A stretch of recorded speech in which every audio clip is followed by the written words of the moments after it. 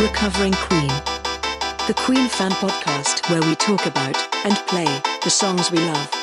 With Jay, Matt, and Ian.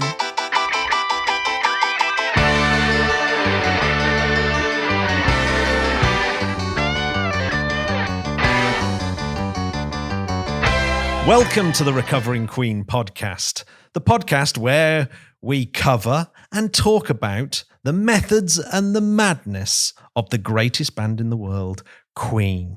I'm Matt, and here I am with my two co-hosts, Jay and Ian. Hello. Good evening. So, Ian, what track are we going to be doing this evening? We are doing Don't Lose Your Head. Don't lose your head. Don't lose your head. Don't lose your head. Don't lose your head. Don't lose your head. Don't lose your... They say don't lose your head a lot throughout this track. So what are your feelings, Jay, about Don't Lose Your Head? I like it. You like it? So I do like it. I love the rhythm, the drive that goes all the way through it. Okay, I'm not sure about the instrumentation. It feels a little bit dated, a little bit 80s now. But I like the energy in it. It gets me excited. On the whole. But obviously the breakout advice section, cue laughter. That's kind of bad, but the general gist of it, I like a lot. Ian, what's your thoughts? Well, for me, it's a perennial contender for definitely top 5 of the worst tracks that Queen ever did. I mean, the reason I chose it from A Kind of Magic was because I've always disliked it. There's just not anything really that I've enjoyed ever hearing about it since its release. Yeah, but I'm going to defend it and say it's the big mistake, I think, with the whole endeavour is the fact that A Kind of Magic should never have been a fully fledged studio album by Queen. That the tracks off Highlander should have been part of a soundtrack album in the same way that Flash was. As in, we're not sitting here talking about, some of the songs off Flash as being fully fledged songs. Well, not yet. Whereas... Not yet, but I mean, we wouldn't talk about, I mean, there are a few fully fledged songs on Flash, but there's a lot of things that are just clearly part of the soundtrack, as this is, and I think it works well as the soundtrack. That bit where they're running around the apartment and then going out in Kurgan kidnaps Brenda, the female lead, and takes her on a terrifying trip around the city, and Freddie sings the theme from New York halfway through, and there's some crazy stuff in it, and it works really, really well in the film, even though the film really is a bit of an abomination. It's great when you're 15, that film. It's a little bit challenging to watch 30 odd years later. Well, I think 15-year-olds now would laugh at it. There's so many. It was a pop video, wasn't it, really? I mean, the whole film felt like a pop video even at the time, but now it just doesn't hold up. I think that was the all. directors, wasn't it? When they... He was a pop video director, yeah. The whole Roger Taylor driving hypnotic mantra to the song is ruined by the breakout advice section, because it's like it might have been better if he just stayed in that groove, but it just sort of pops out and does that bit. What on earth are the lyrics in that? So how many songs have the word breathalyzer in them? Yeah, well, that's one of the things that when I was doing the cover, I changed it so much from the original version that I only felt it right that I at least keep the lyrics right. But it was a struggle, singing breathalyzed. I mean, it's just that's there's certain words that should never appear in songs, and that's definitely one of them. Well, there is a little fact about the breathalyzing section of this song. It's actually a dig at John Deacon. It's a dig at John Deacon. This whole section is a dig at Mr. John Deacon. How? Well, how could they ever have a dig at John? I know. This is harsh. Almost cruel. It's like they're picking on him. But John Deacon, after Live in Rio, apparently was feeling a little bit more flush than normal. And he thought that maybe his continual purchases of Volvos needed to be upgraded to Porsches. So he bought himself a Porsche, went to go see Phil Collins. This is a pretty 80s story. He went to see Phil Collins live, has a little chat with Phil Collins afterwards, gets a little bit tipsy with Phil, and on his way back gets pulled over by the old Bill, gets breathalyzed and loses his license for an entire year. No. Yeah. No way. So this is Roger Taylor's dig at John for losing his license for a year. Oh my God. So That is outrageous. And you think that that's bad, but like 2 days after the event, Brian May went on a radio station and got them to play Stevie Wonder's "Don't Drive Drunk" song. Oh, so there is actually another song. There is a precedent then for the breathalyzer. I don't think breathalyzer genre. Yeah, the "Don't Drive Drunk" genre. Yeah, Stevie Wonder, I think, is one of the major exponents of that genre. So they put that bit on an actual Queen song and an actual Queen album just for a bit of trolling. Yeah, they're trolling John. Top work. Does it make it better or worse? Perhaps more understandable, but still. I like stories like that. It's lovely though, isn't it? It gives you a little bit more, you feel a bit closer to the band when you hear little stories like that. Yeah, I mean, Yeah, absolutely. it does seem like they've gone to great lengths to shame poor. You would have thought that John losing his license for a year was bad enough. Apparently, he went to the studio via the tube, and no one ever stopped him. No one saw him. It apparently manages to travel around London on public transport without actually being hassled by anyone. It's only a couple of stops, wasn't it, to Chiswick from is it Putney, I was going to say where, you can almost walk it. In fact, it's almost quicker to walk it across the bridge there. Imagine Freddie on the tube. Yeah, I don't reckon he could go on the tube. No, I don't think so. I'm not getting on there.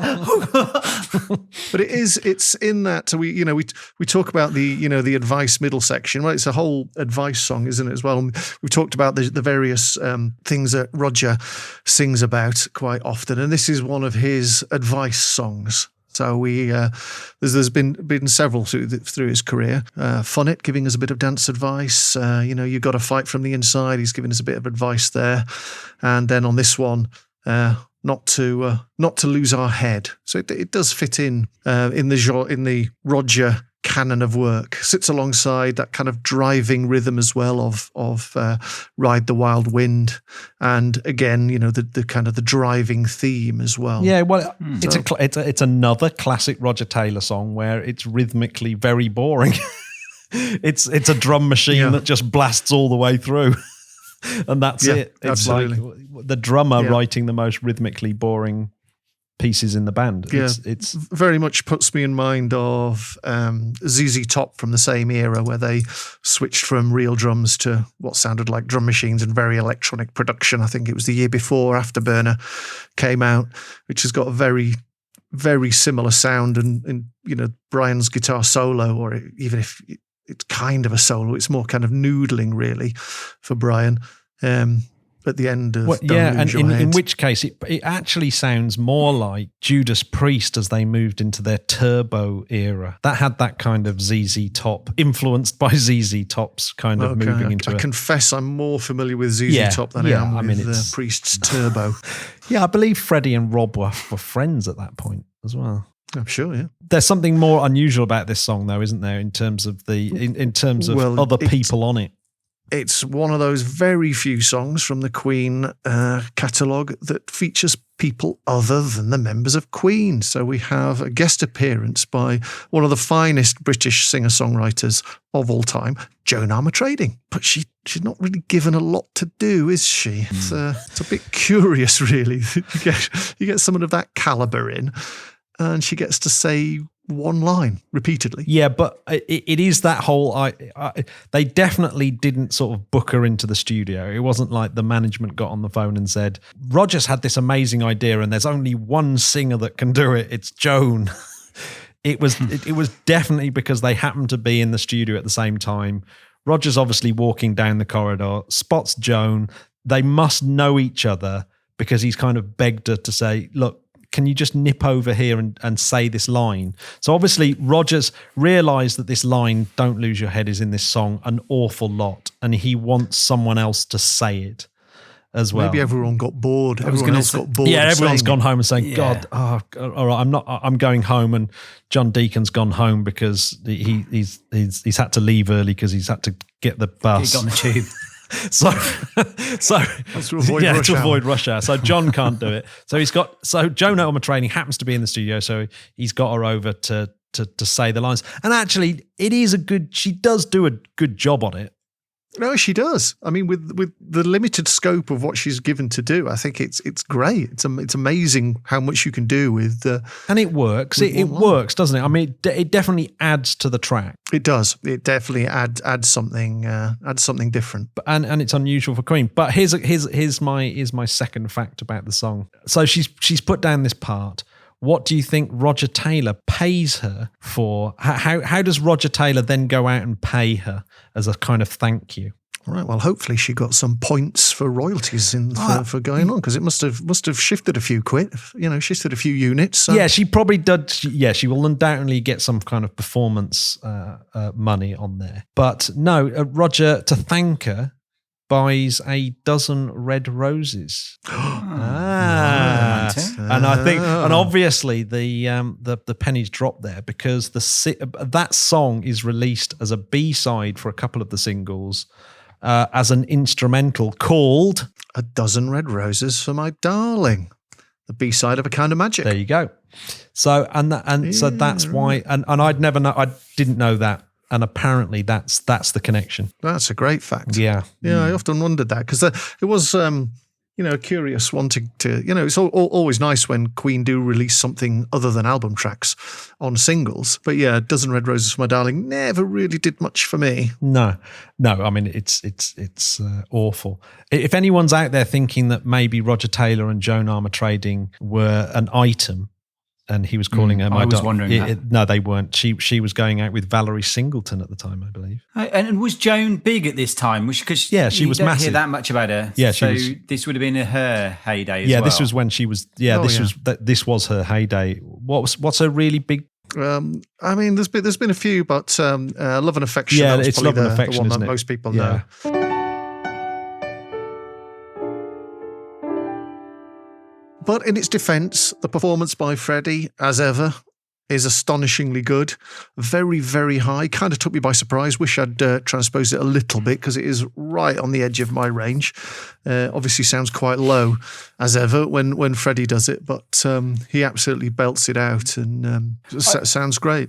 It does sound great. I did dig up a little fact that I thought was pretty astonishing in some ways, and that was the album itself. In 2006, a national BBC poll. We're talking the best albums of all time. Where do you think? What Kind of Magic? Kind of Magic.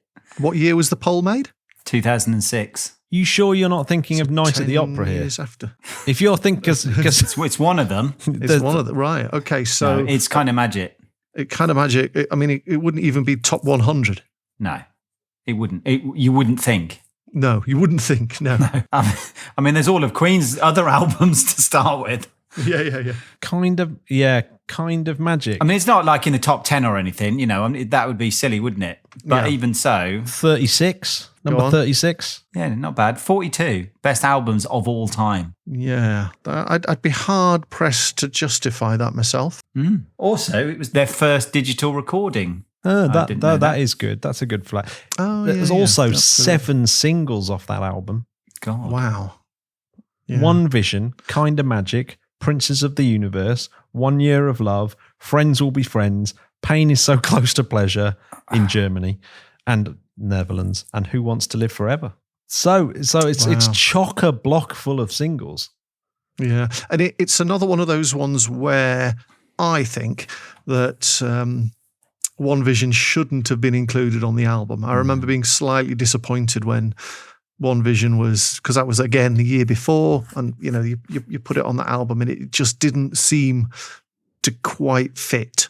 Well, I mean, that's the album though, isn't it? A lot of it is, as Matt said earlier on, it's a soundtrack album, then bolted on another 3 songs that it's just really awkward and sits really awkwardly for me anyway. Yeah. Absolutely. Yeah, I mean, the like things like 1 Year of Love, I think it only works in the context of a film at best. Yeah.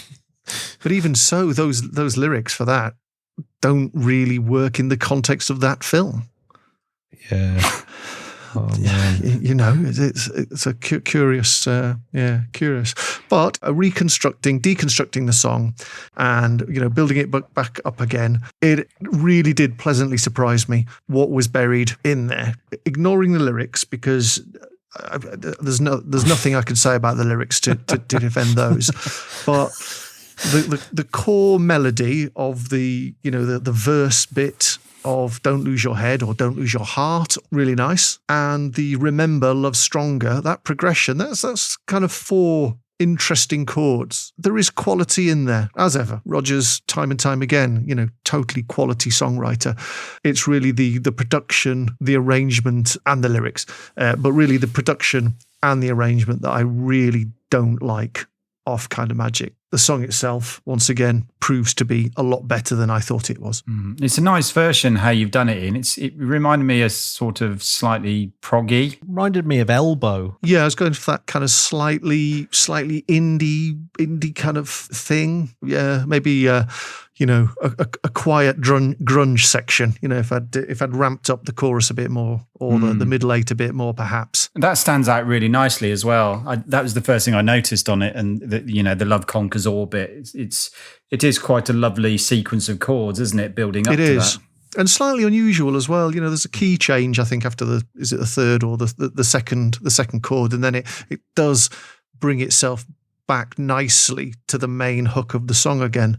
Yeah. So, as ever, Rodgers got that just inherent talent that even if they're not packaging it particularly well, the fundamentals of melody and chords are always there. But it's a soundtrack for a film. It's not a song. Considering we've been talking about songs like 39 and Play the Game, we can't possibly compare it to that level of songwriting skill. It's not finished. It's almost, the due care and attention, to me, it just hasn't been put there. Particularly that I remember being so excited about that album coming out, and I rushed to the shop day of release, rushed home, listened to it back to back for weeks and weeks and weeks, totally obsessed with Queen. Even back then, I remember being slightly disappointed by the quality of it, because we knew what had come before, being brought up on Queen's greatest hits, and then you're presented with that. Bit disappointing. I just think it's unfair to be judging it as an album track when really it's a snippet from a film. And Rodgers done a good job. For that job, it's great. For the job of a song on an album, it's not really up to Queen standard, is it? The version that you do, I have to say, does bring out the good aspects of the song and does reveal that there is actually a fairly decent song there. But like you said, the melodies and everything else. So I think, it's a pity that it's kind of remained in the format that it has. And I do remember it being a very exciting time to be a Queen fan as well. Not only the album coming out and, the Magic Tour being, by far their biggest, most successful tour, but all the releases as well, all the singles. Every single was released as a 12-inch with extended versions and little extras here and there. The CD coming out, and that had bonus tracks on it. It was a great time to be a Queen fan. Well, do you know what all I remember is thinking, somebody asked me if I wanted to go and see them. This is about 86, is this? 86? Yeah. And I asked my parents, and they were going, "Oh, you're too young to be going down to London. No, you just wait a little bit. Get a couple of years later, and you can go and see them then." Yep, same. That's the worst thing ever. The only advantage to being 1 year older than you guys. Yeah, I managed to get to Manchester to see them that time. Don't forget you can get in touch with us at RecoveringQ on Twitter or www.recoveringqueen.co.uk. So, without any further delay, here is Ian's version of Don't Lose Your Head.